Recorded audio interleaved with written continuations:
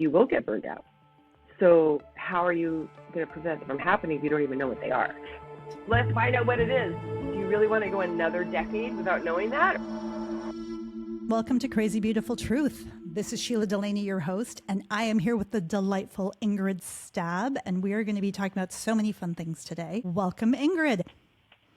Thank you. So good to see you, Sheila, and thank you for sneaking in the word fun for me as a Type 7 enthusiast. We'll probably talk about that today a little bit. We will. We'll be talking about the enneagram, and we'll be talking about you. So let me dig into your bio a little bit so our listeners have an idea of the wisdom that you bring to this conversation, which is grounded in the enneagram. And I'd be remiss if I didn't start by saying congratulations on your book launch. Oh, thank you. Just August. Yes, my book is called The 9 Points of Potential, and I just launched it with Hay House, which is owned by Penguin Random House, so it doesn't get any better than that. Thank you so much. So good. And I just delighted in it. It was so fun. So fun. Oh, good. So let me start with you, are a leading international expert in the Enneagram, in strengths, and in collaboration. You're the co-author of The Career Within You with the author of The Enneagram Made Easy. What year was that, 2010-ish? The Career Within You came out in 2010, yes. And the Enneagram Made Easy came out in like 1992, I believe. That's right. I remember that was one of the first ones, I think, that I got my hands on that started to make me successful. Very cool. So you have marketed and developed collaboration solutions all over the world with companies including Oracle, Great Place to Work, Marcus Buckingham Company, and more than that. So you've traveled, you've been steeped in this work and in bringing the work to real life in a very tangible way for a long time. You're a proponent of collaboration as a means of personal fulfillment, which I love, and I've got some bookmarks around that. And you share your message about collaboration as an essential glue of life. And what comes up for me was language around connective tissue, like what connects us to one another and begins to make things work. It just was really refreshing to see that in a world of love yourself and be independent and be strong and you've got to be the one you're waiting for, all of these things that sound so lonely. So thank you for the medicine of this book at this time. Thank you. You've been featured in the New York Times, Psychology Today, ABC, View from the Bay, Wisdom 2.0, and you are building a movement around hashtag strength in numbers, which is also one of your websites, strengthsinnumbers.com. So that's strengths plural for the listener. And I want to start with, collaboration is something we hear about for anyone like myself who works in, I was in corporate, I was an attorney back in the day. Now I'm a solopreneur, and collaboration means something very different than it used to when I was part of a larger team, when I was growing an executive coaching practice inside a firm. What does collaboration mean to you? Well, it's funny. I had a crazy, beautiful truth moment about that question just yesterday. I love it. So in the book, the words that I use, and this is one of the main points of the book, is I say, collaboration is the new self-help. And then I spend half of the book explaining what do I mean by that. So the fun thing that happened yesterday is Mike Dessart, who designed my website, he created me this really cool ingridstabb.com website. It's so beautiful. The design's so really pretty. Is.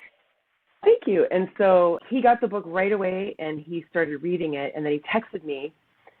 And so he actually made a mistake in what he wrote, but he said it even better. He said, first of all, the text was saying, my takeaway, he said, my tail away. So it was like, he's like so excited. But then he said, because I wrote collaboration is the new self-help.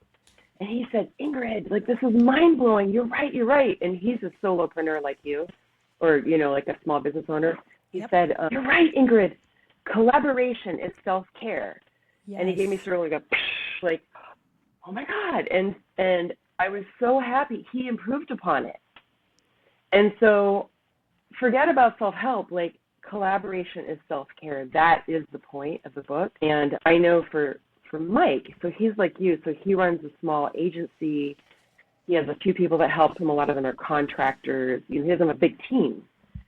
And so for him, it's absolutely saved him to allow in help, allow in collaboration without him trying to do everything for his own business, for him to shine in what are his greatest strengths, his purpose points, and then to allow in support for all those other areas where he needs help. So that's one example, but I just love that. So good. He stated it better. than I did. I love that.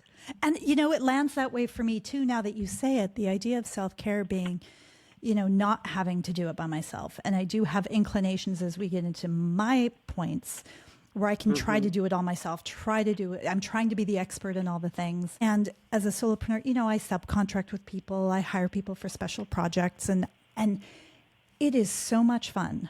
Last year, about partway through the year, I did this large co-facilitation with a really great partner, somebody I really love to work with.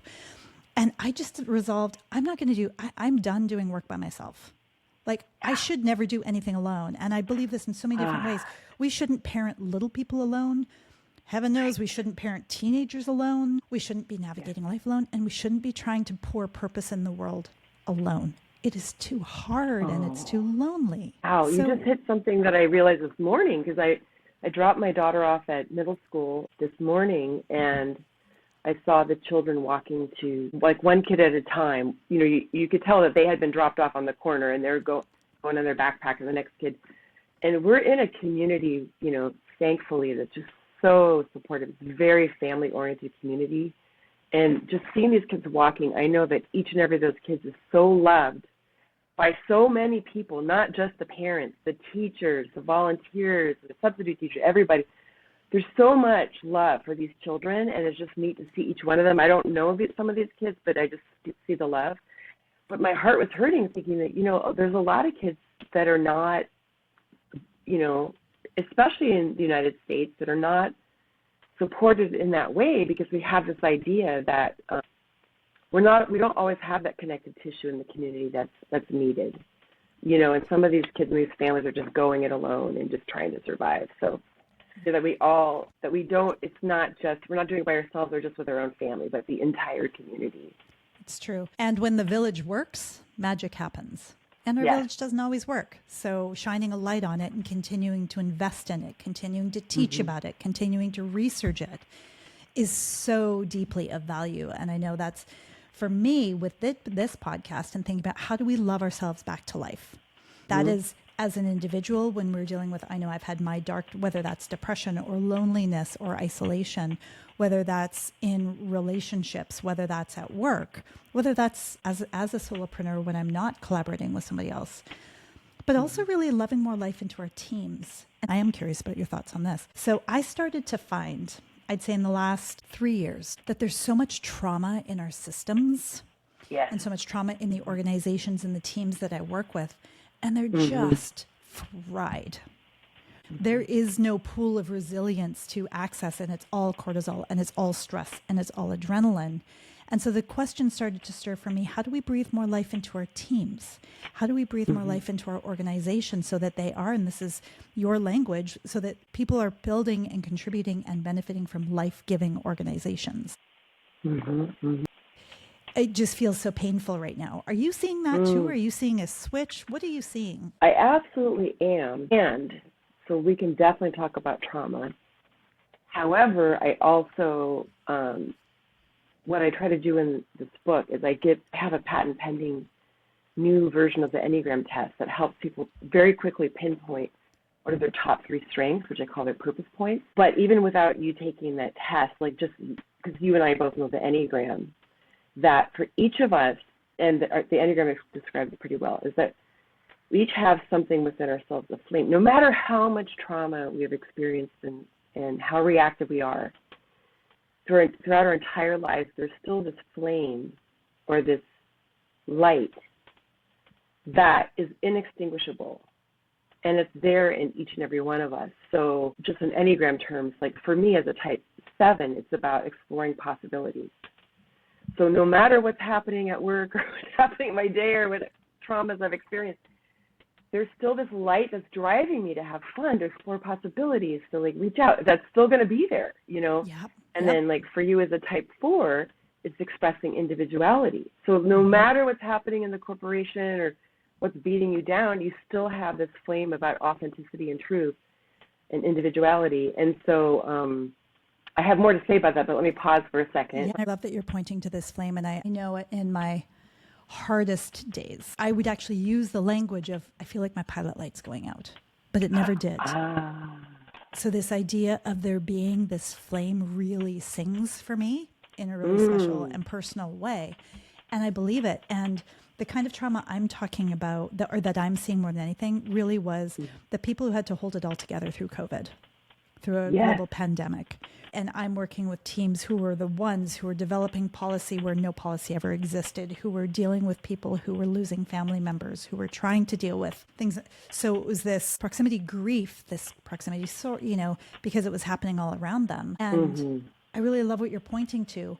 Occasionally I'll come in and we'll do a grief session, and it doesn't take a lot of time once we start to give it permission.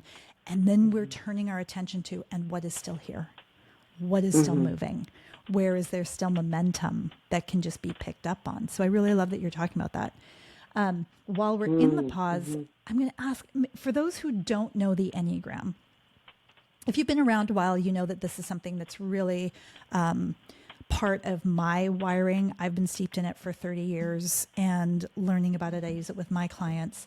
But Ingrid, what would you say, what is the Enneagram to the person who's brand new to it and is like, what the heck are they talking about? Well, first off, I want to acknowledge that the name sounds very weird, like Enneagram. What is that? It sounds, like some kind of strange horoscope or something. It's not that at all. The word Enneagram, E-N-N-E-A, Ennea, means 9 in Greek. So it's a framework with 9 points within the framework. And it's basically a mindfulness framework. And it goes way back into wisdom traditions of over 2,000 years ago. But it's recently been introduced to the West, sort of like in the 70s and 80s. A few psychologists got a hold of it. Major books started being written about it in the 1990s. So in our in corporate America, there are many books on the Enneagram since in the 90s, 2000s, 2010s. But if anything, I would say it's a mindfulness framework. But sometimes people think of it as a personality typing system. It's way more than that. But in the corporate setting, you might think of it as kind of like an alternative to like Myers-Briggs or StrengthsFinder or DISC, that kind of thing. So it can be used like a Myers-Briggs, and yet there's so much more depth there, which I think you and I will probably get into in this podcast. Yeah, we will. And for anyone who's listening, I really do encourage you to check it out. Ingrid has the new test available on both your website and on Strengths and Numbers, correct? So it's in both of those places, so you can see what it is, what it sounds like, how it's usable, and what it can do for you, And what it is, when I think about mindfulness and I think about my relationship to mindfulness, to awakeness in my life, and when I'm talking to my clients, I'm talking about this awakeness, consciousness. Why bother? Like, how do you answer the question, what does knowing oneself better do for us in the workplace? Oh, so much. I mean, that's why I had to write a whole book to answer that question. So I would say that there's a lot of gold here to be mined. One area, people who are feeling very burned out, like you said, is I break the book into 3 points. So everyone has 9, what I call 9 points of potential. And so we all have 3 purpose points. We all have 3 protection points, and we all have 3 propulsion points. And so one of the benefits of knowing your protection points, being really clear about it, is first off to understand that you need to protect that for yourself so you don't get burned out, and to learn how to communicate that to your manager or the other people you're working with, and to honor those things. And if you don't, you will get burned out. So how are you going to prevent them from happening if you don't even know what they are? So let's find out what it is. Do you really want to go another decade without knowing that? Or why not find out now and starting now? Protect those things for yourself. So those are 3 things. We may not be able to get into all of this today because there's so much content, as you know, like the Enneagram. So go get the book, people. I mean, you and I have been studying this because when did you first started studying it early 90s as well, right? Yeah. So it would have been 95 the first time, the first time my very dear friend, Catherine Bell, who I know you're connected with, in the Enneagram community, she sat me down and handed it to me, and my brain exploded, my heart opened, and my body vibrated. I was like, what is this thing? And as I was reading your description in the book, Yeah, So what happened? What happened in that moment when you found this? What did you learn about yourself? Or I learned, you know what it did? I would say probably first and foremost, it gave me permission. So as a 4, which is my sort of home base, but ideally we all move with all the energies and have become more fluent with the other paths to mindfulness. But as a 4, you know, people used to joke, everybody wants to be a 4 unless you're a 4. And I would hear this at the time. And as a 4, they were very much about individuality. Very much, it's sometimes called the artist. You call it the artist in your book. And it is about our uniqueness and our individuality and beauty and the aesthetic. And really being able to find beauty, not just in the pretty, but also in the sorrow, in the fullness of the human experience. Yes. And that made me, how would I put this? That part of me that was constantly running in the background interfered with my sense of belonging, which I also wanted. So I want to be unique and I want to belong and I want to fit in, but don't mistake me for you. So living in this paradox. Ooh, that is tough. It made so much sense and it allowed me to drop in and be, wait, what's possible if I embrace this? If this is true, then it's how I'm wired. And not only is it how I'm wired, it's been studied enough. There are multiple books about it. There's history about it. And I am not broken. I am not other. My belonging is my choice. And so anytime I don't feel belonging, start to look in. What am I doing? And also the mirror to reflect and honor other people's individuality, that everybody is entitled to their journey. This all landed mid-20s and really set the stage going forward. Wow. For me. Oh my gosh. And like huge. How fortunate that you learned that in your 20s. Yes. Some people never learn that. And you learned it very early on, which is amazing. I did. Yeah. Wow. Well, if you don't mind, I would love to go deeper into that topic. And before we do, though, maybe we should tell everybody. Do you mind if I rattle off the 9 types? Because you and I are kind of speaking. Okay. You read my mind. Because we're speaking as shorthand with each other, like, because we know the enneagram. But okay, so let me just rattle off the 9 types with how I describe them in the book, so that people will understand like what we're talking about for you. Perfect. Yep. Okay, so the type 1. Should I give the nickname too that I have in my book? I think so. Yeah, give the nickname so there's something to attach to. And also we'll just set it up by saying they're set up in a circle. They're not isolated. They're all in relationship to one another in many different beautiful ways. There's the picture right there. Yep. So you'll see the hexagram and the equilateral triangle in the middle and the 9 points. Here's the type 1, and we're going all the way around to, and then to the top is type 9. So I'm sure for people who see the video version, I just show the picture. Okay, and there are many different nicknames for the types, and I actually have a table that shows different sort of historically how the nicknames have changed through time. So the nicknames that I use, so type 1 is, I call them the improver, and they're all about doing the right thing. The type 2, the helper, is about meeting needs. 3, achiever, is about achieving a successful image.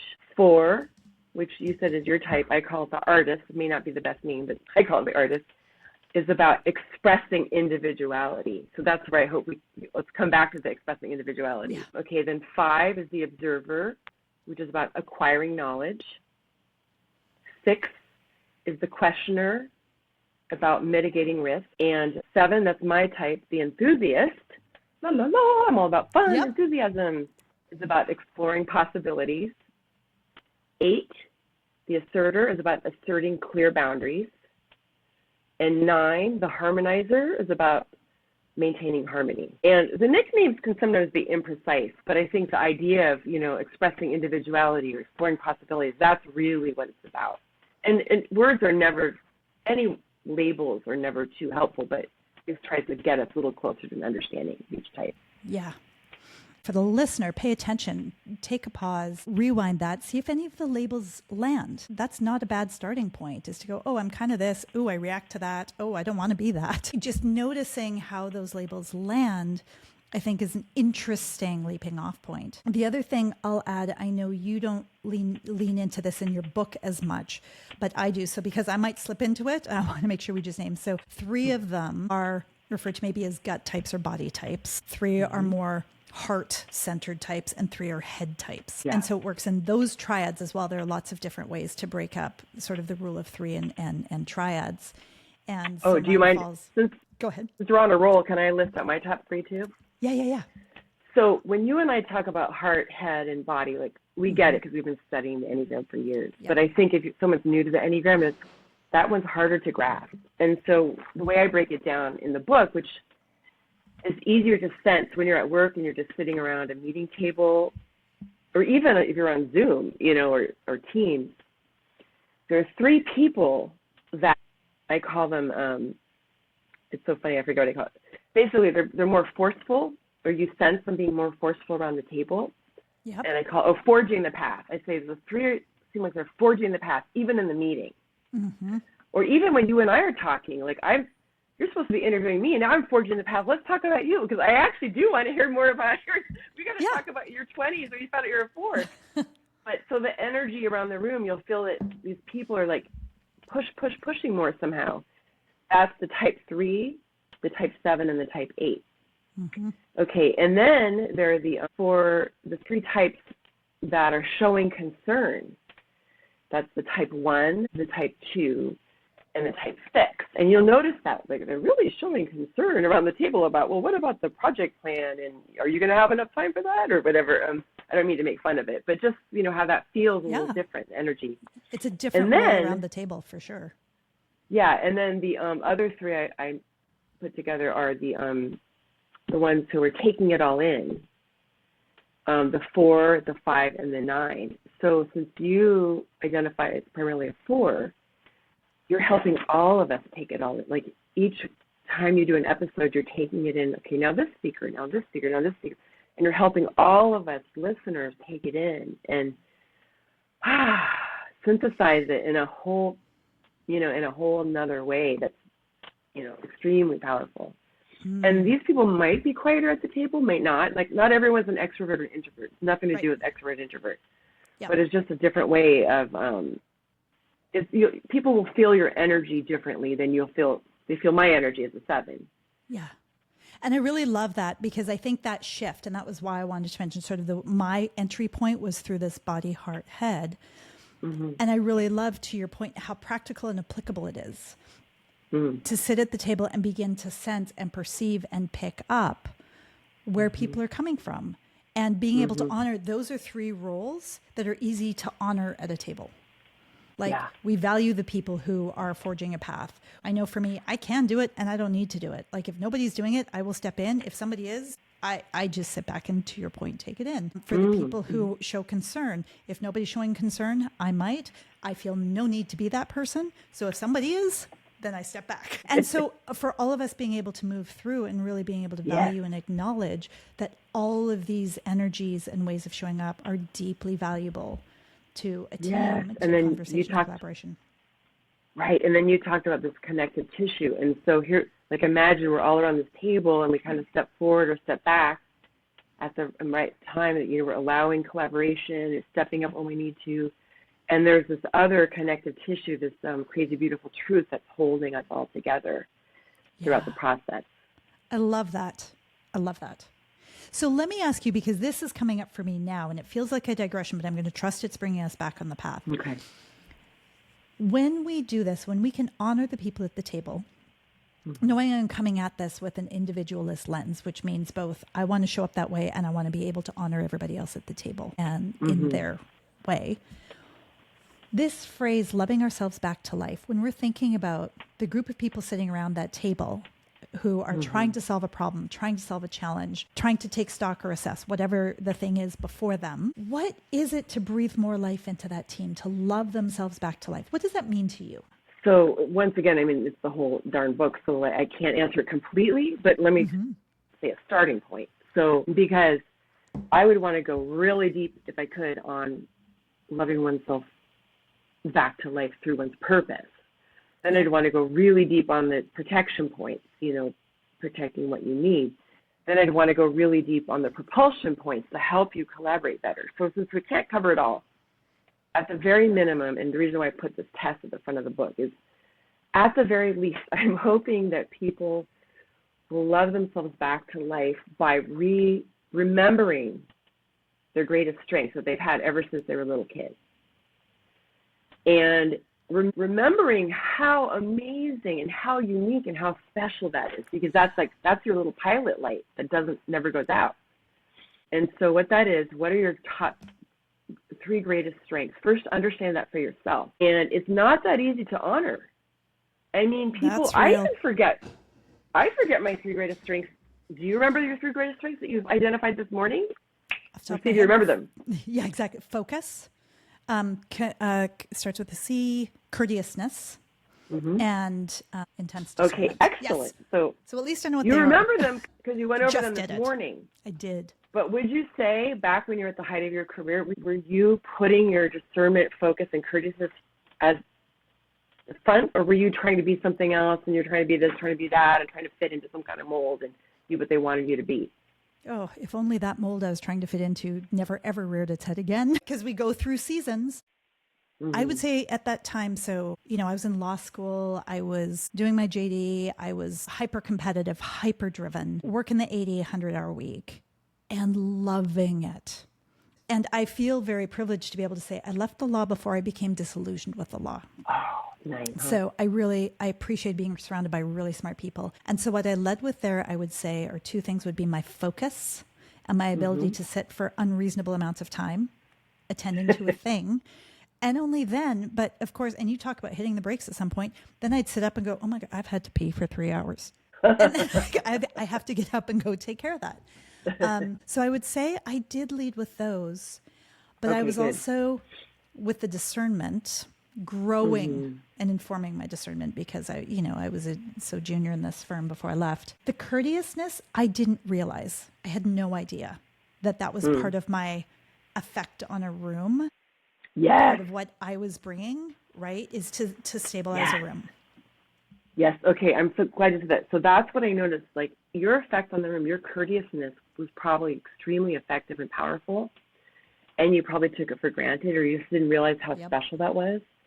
And that's what I noticed from everyone I work with, including myself. Like, the things that make us so unique and so impactful, we take for granted. We don't even realize. Yep. There's some other aspect of ourselves or some skill that we have that we think that's the key thing. Okay, well, that's nice. But you know what? Maybe it was that courteousness, which was the thing that made the difference in the conversation that you were having, in the law firm. Yeah. And you think courteousness, that seems like such a soft It's so skill, basic. But it could be the key thing. Like if you brought me in here in your role, Ingrid Type 7 enthusiast, hey, let's do this. Come on, guys. Like, it could have been like the exact wrong energy needed in whatever specific legal thing that you were dealing with in that moment.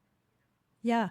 It's interesting because my work has taken me in a direction where I've spent 20 years largely focused, and especially my first decade, on organizations and teams facing intense crisis, right? So something they didn't want splashed on the front page of the journal. Yeah. So they hired PR for that. They brought me in to restore a relationship. And so being able to come into these highly, highly charged places, like I'd get the call, I tried another facilitator, full disclosure, but they chewed her up and spat her out. Are you available? And so I realized after and reading through this, I think that courteousness, that ability to stay very grounded, like I just am not that flappable, for better and for worse. Like if you need me to take it personally, you got to hit me with a 2x4. Because I don't have ego attached to being right. I don't, some of these things that I realize now allowed me to stay in that very courteous space that is inviting to the other energies in the room. Oh, yeah. Well, I want to say something about that. So back in 2010, I wrote a book called The Career Within You. And what I try to show, and Elizabeth Wagley and I wrote this together, is to show that any of the 9 types could be like a lawyer. Any of the 9 types could be a doctor. Any of the 9 types could be a therapist. Any of the 9 types could be a teacher. You can do any profession. So it's not like because of your type you have to do this profession. But the way that you do it is very special and unique to your types. So I remember there was a doctor who was a type 4, who he and I actually went through enneagram training together. And he was an emergency room doctor. So he could be there in the intensity, and like you could have people coming in like it's in a car accident and they're going to die, and he's there with the family, you know, in this moment of, you know, maybe his patient did die, and then he could be there in their shock and grief. You know, some other doctors would not be the right doctor for that moment. Yeah. But I was thinking of that when you said you would go in with teams that were in like a severe, you were like the emergency room doctor of consultants. And you were perfect as the type 4 with, also with, I can see like a 5 wing, because you have a lot of your sensitivity and your focus is actually like, do you have a 5 wing or a 3 wing, would you say? 5. Okay, yeah. Hardcore. All your objectivity, your sensitivity, and your focus is all very 5. So you bring that 5-ness into it, and then your 4 of being able to be there with the compassion and holding that space. You know, it's like these people were just like in a car accident practically in some of these situations you were helping them with. Yeah. No, it's really true. One of the things about that comes up for me as a 4, Russ Hudson once referred to the 4. This was maybe a few years ago. I was in a small group with him. He said, you know, the thing we could call the 4s are the sacred shadow keepers. And I was like, oh, that's juicy. And this idea that whoever we are, however we show up, you have a thing like that that is important and poignant and deeply of service. Yes, and what I call it, what makes you indispensable. I mean, in the workplace, you know, everyone is, we're blessed creatures just for being humans. But in the workplace, that thing is what makes you indispensable in your work. Yep. Well, you know, it's coming up to me actually, Ingrid, too, to be thinking about families or thinking about being at the family reunion or thinking about being at the community gathering or the volunteer board, that it's kind of indispensable too. And I think about the conversations I've had with my kids as who are young adult women now, they're about to launch. One's 21, one's 18, and talking to them about the Enneagram. What do you know? Where is this interesting to you? Where don't you care about it? What's your level set for this right now? And really, it helps me to remember to honor the fact that they are entitled to their own journeys and becoming the women that they are wired to become, not some vision I had when I was 4 of my daughters are going to be, you know, fill in the blank. Yeah. So I think it's of service there too. Do you know what your No. Do you know what your daughter's types are? Yes. One is a 9, and so she's our harmonizer, peacekeeper. And one, we're vacillating between 3 and 6. So we'll see. Oh, well, she's vacillating, then she's a 6. Because the 6 is vacillate. I might have something about vacillation here in there. Yeah, exactly. But it's just so fascinating to see them be themselves as a 4. And so if you were coming into a team, what's the first thing that you do? So you've got this group of people, they're like, we are almost working, but something is not quite right. We know that, we can't name it, we don't know what it is yet. What's your leaping off point? Well, my leaping off point and why I say I'm starting a movement around hashtag strengths and numbers is I consider myself part of the strengths movement. And the strengths movement was started many decades ago by Peter Drucker. And he was the first to write, I don't have it memorized now, but maybe you have it, a lot of people have it memorized, but something about to the effect of to just focus on people's strengths. You know, don't be like, we're not going to spend all our time like trying to have them improve their weaknesses. Right. Now you're going to have much better results in the workplace focusing on that. That's my starting point and my ending point. Nice. Not that the stuff in between, we don't address the stuff in between as well. Have at Strengths and Numbers, we have a process that anyone is welcome to use. You're welcome to use, anyone listening. After everyone, takes tests, identifies their greatest strengths, we do an exercise for like an hour and a half. It could be in person, it could be over Zoom. And essentially through the process, everyone learns about each other's strengths on the team and affirms one another, so like, let's pretend you and I are on the team. And so then, let's do it with each other for fun. I'll do you first, and you can do me. Okay. And let's pretend there's like a coach that's in the room, and they'll say, okay, now, and you'll share your, which you already shared with us. You said like discernment, focus, and courteousness. Yes. And then then we'll invite us, okay, tell us about a time when Sheila did that. And I'll say, yes, I'm your coworker now. So I will say back in front of the whole group, absolutely, I really appreciate Sheila's discernment and focus. And I experienced that when she led this podcast and she interviewed me. And instead of us jumping all over the place and just, I would normally be very scattered as a 7, jumping from topic to topic, that Sheila held the space for me in this episode so that we could bring more discernment to each thing we talked about. So example, you explained how you felt when you first found out you're a 4, which I learned what your body experience was, how you felt emotionally. Like, you shared so much in that, and you showed so much more discernment about that as a young person than I think most people would. Mm-hmm. But it helped me and probably the listeners understand that's what it was like. You could explain better to people than I can why it's so important to know one's enneagram type. And then focus, like you're helping me focus on this episode on a few concepts, and just let's stay with those and let's go deeper and deeper and deeper. And the fact that this is not just a soundbite, like we're spending like an entire episode on this topic, and the people who are coming here, they're here for that. They're here for your discernment and focus.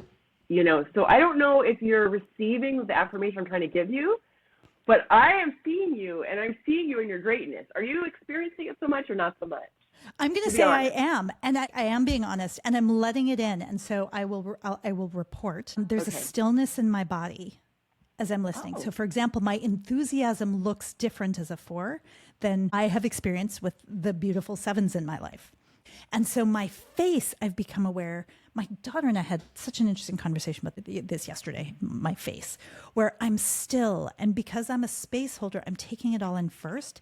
And it comes in through a different portal than my face, if that makes sense. And then it is revealed in a different way. So where I might not look affected, once I begin to speak, I can name. I feel seen. I feel known. I feel permission to access something that is really important to me about my own character and traits. That's the permission. So that's what comes up. Huge. Yes. Yeah. So thank you. Thank you. Yes, you're welcome. I'm going to ask you to do it to me too for a second, in a second. But first I want to say, so imagine if we're sitting around the table or we're on Zoom. There's 10 of us on the team. You just got permission, and you didn't just have Ingrid. You will have had like a couple other people on the team, and then everybody witnessed it, and you'll feel a new permission. Yep. Going forward for the next several months on the team that you might not have felt like you had before that. And so it will be transformational. People have to experience it. I can't explain it, but if we were on a team the next few months, everybody would notice, wow, our team is working better than it did before. Yeah. And the other thing I'll point to, having worked with teams, what I believe about this process in like processes that I've worked is it shortcuts people needing to over-explain where I'm coming from. And it disrupts misunderstanding and misinterpretation in a way that bridge builds. I don't get what you're saying, but I have a lens that says you're coming at me with courteousness, and I'm looking for something else, but I can get that. I can get behind. It informs the questions I can ask. It informs how I clarify, So I love that. So I want to say one more thing about your courteousness, and then I'll tell you mine. Sure. Another way that I experienced you, I know courteousness was the word that was in the list and you picked that. Yep. I will say the way that I experience your courteousness, which I think makes you a great podcaster, the word I would use is classy. Thanks. Your voice is classy, your energy is classy. I think because your style, you have this courteous style, and it just makes it sound so professional. It's like, wow, like, you sound like the quintessential, like, really professional podcaster just by your style, is very classy. Oh, thanks. That's a word I haven't thought about or owned. Yeah, that's really fun to think about. But I would say classy is like an image. You're an image type, right? Not that you care about your image. I don't know if you do or not, but you have a classy image. Like, the type 7s aren't image types, but the heart types, the 2, 3, and 4 are image types. So it doesn't hurt to have a classy image. It's true. You know what? It's interesting. I love that you're pointing to this, actually, because and my hope, let me pause and step sideways of the conversation for a minute for the listener who's not a 4 and not a 7.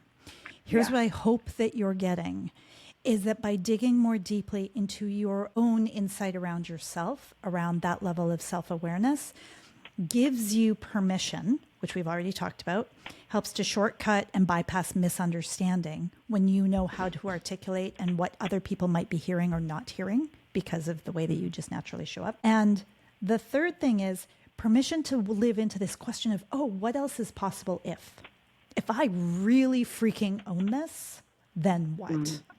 What's possible. So that's my hope. We know we're digging into these two types more deeply with a hope that they're guiding in that way. Yeah, hopefully people understand. We're only showing you guys 2 out of 9. There's 7 more. There's a lot more here. This would be a whole series in its entirety. Yes. So Ingrid, what are yours? Okay. What are your purpose points? So let's pretend we're at the team. We're doing our team building exercise, and now let's focus on Ingrid. And my report comes out, and I share with the group that my 3 strengths are social networking, multivariate thinking, or multifunctional thinking, and thirdly, idealism. So, and you and I have been working together now, at least for the last 30 minutes. So as your coworker for the last 30 minutes on this podcast, has there been any way that you appreciate me bringing some of those strengths into this conversation? There is, yes. And I want to check on, could you help me to understand more deeply multivariant thinking? It's a big word, big phrase. So I think I know what it means. But... Okay. Well, I'll just speak for myself. So I bring a lot of things together. So I'm an MBA. I work in Silicon Valley. I've launched major products like active trading platforms and things like that. But then I also study the enneagram, and I write a book, and I do writing, so I kind of bring in many different types of functions to create something, a synthesis of using different areas of study. Okay. So that word synthesis is what really resonates for me. And so Ingrid, I really want to pause and I want to acknowledge you in these 3 things. So the social networking, one of the things I appreciate in the time that we've been in conversation, for the listener, we had some time before we got on the call, literally social networking, literally bothering to ask me, how do you want this shared? How do we build connection? Is there anything you'd like to ask for? And also showing up generously in our connection. There's this generosity of spirit that shows up, inviting me into your world and your network in the way that I am. So I appreciate that. Oh, thank you. Wow, you said it in a totally new, discerning way than I've ever thought about it before. Oh, interesting. That's great. Fun. Which brings me to synthesis. And what I'm loving is in this conversation is that you are synthesizing from multiple sources and that you can synthesize real time what's coming out of my mouth. So for example, it's not as though you are attached to a specific format of your content. If I throw in different language or a different lens, you drop it in, it finds a place, and you either reflect it, or I can imagine you would keep it or discard it, but if you keep it, it rolls into your models. And I just imagine you running these beautiful complex models constantly in your head and giving us insight into the columns and rows that are relevant and helpful to translate all of your experience, all of your informed wisdom, and all of your intelligences in a way that then I can access. So that's that ability, not even just the ability, that's understated, like the inclination to synthesize. Makes it just really fun to talk to you. Oh, very cool. Well, I'm glad it's fun because 7s value fun. But I have to say, I'm feeling a bit of shame when you're telling me that, because at work, so you're talking about that I have like all these like spreadsheets in my mind, these complex models, which is true. And I'm feeling not enough. I mean, I know that wasn't your intention. I'm just telling you. I'm glad you are. Thank you. And I'm a fear type. We didn't tell people about fear type, anger type, sadness or shame type. But anywho, I'm feeling fear that, people are going to think I am so confusing because I have all these spreadsheets, columns, and rows in my mind, and then I'm trying to articulate it, and I feel like I can only show people the tip of the iceberg, and there's so much more there, and I'm going to drive my coworkers crazy because they don't know what the heck I'm saying and it's not conveying. So that's what I'm feeling. Yeah. I know that wasn't your intention, but Thank you that for could naming happen. It could happen. It's true. And I really love the way that you address in your book, put your foot on the, like, pedal to the metal and where to put on the brakes. And growing in our discernment around how to do that. And I just really want to affirm that's not how I have experienced you in this way. What I'll say, with this ability and inclination, if it were just a skill of synthesis, that would feel higher risk. And I've worked with, I'm often brought in to work with people who are on the spectrum, who are super geniuses, and they're on the spectrum in terms of relationships and leadership. Gotcha. And so I come in and we start to break down, here are ways to show up, here are practices, here are all these things. But it's not just the synthesis that I am witnessing and experiencing. It's the inclination to choose, right? That you are making choices about what to reach in, pull out, and make an offering of in the conversation. Okay. I like that. That makes me feel seen. Because I feel like that's where my intelligence is like in my corporate world right now. I do content strategy and digital content strategy, and like right now I'm working for a bank, and so there's so much complexity to how content is presented for a bank. So many, regulatory and compliance considerations and data privacy, all this, and so we can't do it all. So I have to choose what is strategically the most important, and that's what we're going to do. And I feel like I do that. I take the data. I take the facts and I take the feelings, and then I synthesize and I come up with what I think is the right direction. Yeah. And so I think that's what I hear you saying. Yeah, it is. And there's something important about this word choosing.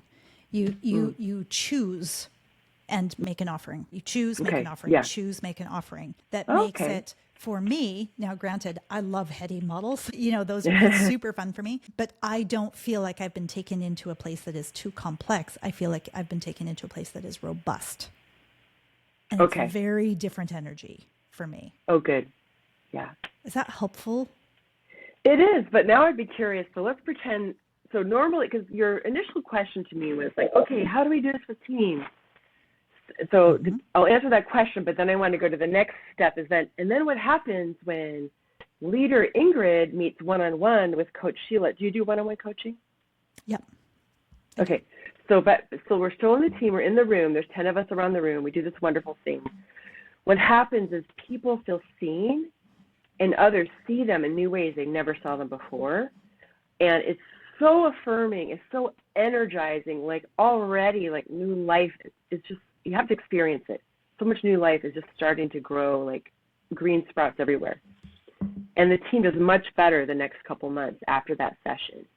However, we all walk away, maybe because you talked about trauma in the beginning of this call, like maybe I've had some kind of trauma I'm not aware of in this moment, but I'm suddenly feeling shame. Like you touched on something. Yep.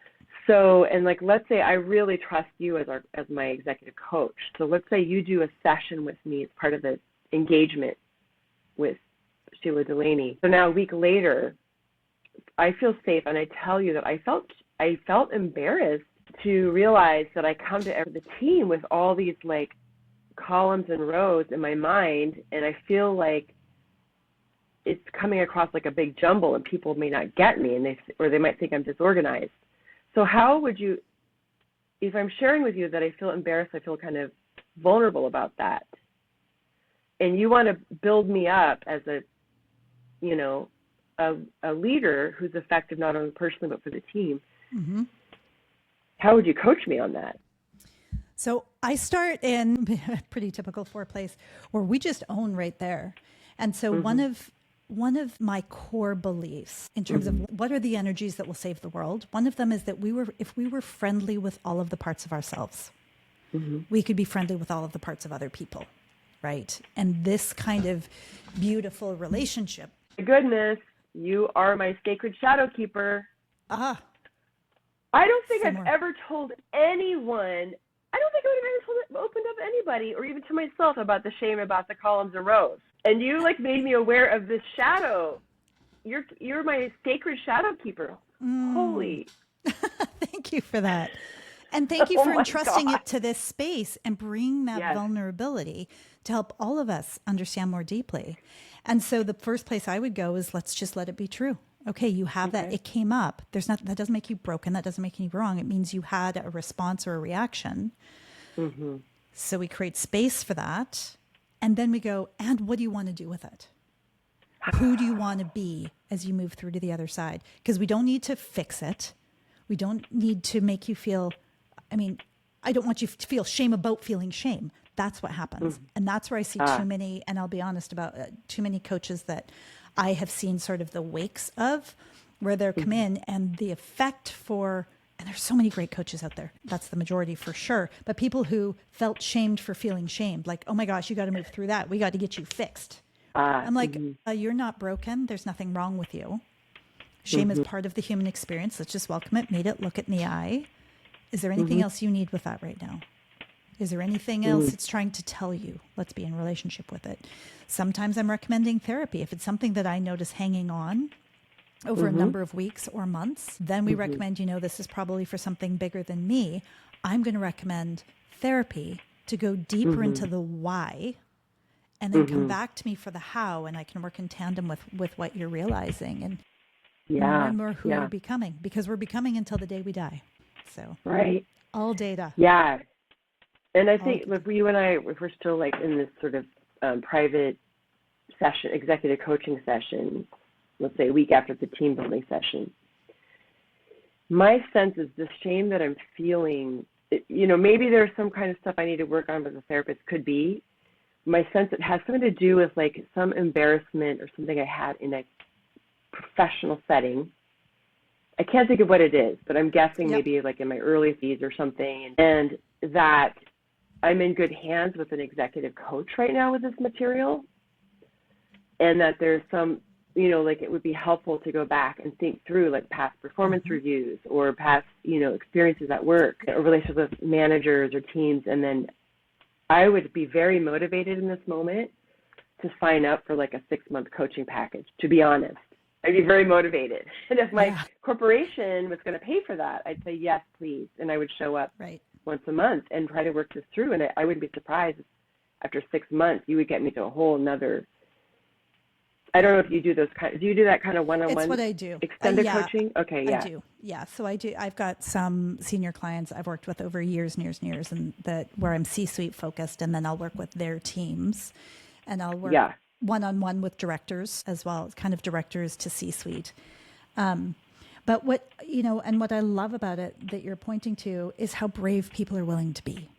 These are hard places. Yes. And so to see a leader willing to be vulnerable enough to name a thing that they then get to be brave about is so moving to me, right? It's such a beautiful expression of the human experience. And so I really love that. And then the other thing that I bring as a bias is that we need less story than we think we need. We need to tap it. If sometimes where people are really focused in their head intelligence, more story helps to facilitate understanding, which helps to facilitate change. So we absolutely honor that. In a lot of cases, we need so much less than we think we need, because we can meet the emotion, meet the experience. Maybe it was your own embarrassment. Maybe you had vicarious embarrassment for somebody else. Maybe you watched a movie and went, can you imagine if that happened to me? Right? And it's something dropped in to fertile soil. And so just being able to open that, clear that, and what I then focus on is resilience and self-trust. So you can trust that you've got your back. You can trust that you are your own best ally. And you can trust that your wisdom is going to be of service, and that you have grown into the person who would have taken great care of younger you, even when that happened. Yes. So those are the things, I love to bring to that. And that's why I love these conversations so much. And I just really appreciate you going vulnerable and going real so we can learn what's possible. I really want to encourage people to get your book. There's wisdom there. Even if they are familiar with the Enneagram, there is a new lens on this that is really opening. And it speaks to all of the different intelligences as I think of them, even apart from the Enneagram, our body intelligence, head intelligence, heart intelligence. And it facilitates relationship, and we come all the way back to collaboration and the connective tissue. and leaning into these purpose points. There's a fun story I'm going to ask you, and maybe we'll close here, but there's this great story when I think about things we knew about ourselves at 10 or that were showing up at 10 that as we get to later in our careers, we're like, oh, wait, that was magic. There was medicine and magic in that. Yes. And I've been working it my whole life or fighting it my whole life, but it's certainly not been neutral. But you talk about making lists in 5th grade. Would you tell this story? Because I love it so much. Of course, you created an assessment. Yeah, it's so funny that I have this assessment right now because in 5th grade, there was a thing that was called a slam book, which was really cool because it basically we would take like a spiral notebook and on the front we'd write slam book. So it was sort of being naughty because we 7s enjoy like breaking the rules and being naughty. So when the teacher would turn around and be writing something on the, on the board, we would pass the book to the next kid and then to the next kid, the teacher wouldn't know this was going around. And basically it was all of this like personality question. Like the first would be like, what is your favorite color? And then 1 through 28, you'd write like Sheila on this page, and then favorite color, green. And then like, what is your favorite animal? And so the questions were kind of like silly 5th grade questions, but it was a way to get to know other kids in the class. Yes. Because we cared a lot about what was someone's favorite color or their favorite animal. Like that defined us when we were in elementary school. So I had this like whole, personality test thing that we'd sneak it around, and it was so fun for me. I think the kids enjoyed it too. It was social. Yeah. It was networking. It was allowed everybody to network with each other and find out about each other. Yeah, that's exactly right. And I love that you're allowing other people to speak into letting themselves be seen, letting themselves be known, letting themselves be witnessed. But now you have to tell me in 5th grade, were you doing anything with focus or discernment or with courteousness? I'm sure you were. I bet I was. Or So it doesn't be 5th grade, but in your childhood. So I'll give you a 5th grade. This is funny as a discernment story. I will affectionately refer to this as a misapplication, where I was such an artistic, creative soul. And I wrote this essay in 5th grade. And my teacher, 6th grade, Mrs. Craig, knew I'd finished it, but I never handed it in. And she's like, what happened to this essay? I was like, it's done, but you're not going to see it. I'm not handing it in. And she's like, what do you mean? Of course you're handing it. You have to hand it in or you're going to get a 0. I'm like, yeah, I'll take the 0. It's not quality enough for public viewing. She's like, what? And so my parents got called in, but my commitment to my artistic integrity was like, this is not my best work. And so I never handed that damn paper in. Like, I was like, and my parent, can you imagine parenting that? So my parents were like, if they don't understand, they would think it's crazy. Right. Because you were 4. That was so cool. Right. How cool is that? Yeah. And I'm like, I will take the 0. And they're like, no, but do you know the implications of a 0? Your grade is going to drop. I'm like, okay. So, I've got pretty good grades, Mom and Dad and Mrs. Craig. I'm good. So, it was hilarious. Yes, you're expressing individuality, 100%. Yeah. No teacher, no parent was going to, this was you. Yeah. And for you to know that in 5th grade is pretty cool. Yeah. And take the 0. Apparently it all meant nothing to me. So there it is. So as we come to close, what haven't we talked about that you would like to just name in parting and closing? Okay. Well, we kind of hinted a little bit that collaboration is self-care.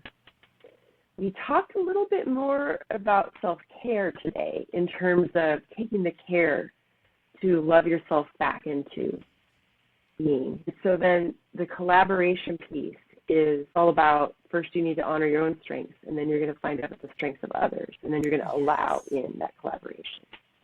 And you will be wildly surprised and delighted with what will happen in your life when you do. That's a really great point to come to close on, is this idea of allowing. That is, it's not just being forced to, but actually letting it in. And this idea of trusting people and allowing there to be connective tissue. And it is self-care. So yes. Thank you, Ingrid. So in terms of the websites, I'll make sure those are linked both to ingridstabb.com and to strengths, plural, in numbers.com. I assume your book is for sale. Where do they get the book? All the bookstores everywhere. Great. So all the bookstores everywhere in hard copy, online, wherever you buy them. An audiobook. An audio. Oh, you did the audio already. That's so great. Yeah. Did you read it? It was read by a really talented actor. Fun. So, yeah. That's great. Yeah. Audiobook. I'm excited to know that too. So thank you for this work. Thank you for your heart for this work and your commitment to doing it and making fun and accessible in a way that we can actually celebrate the human experience. Such a pleasure, Ingrid. Thank you, Sacred Shadow Keeper.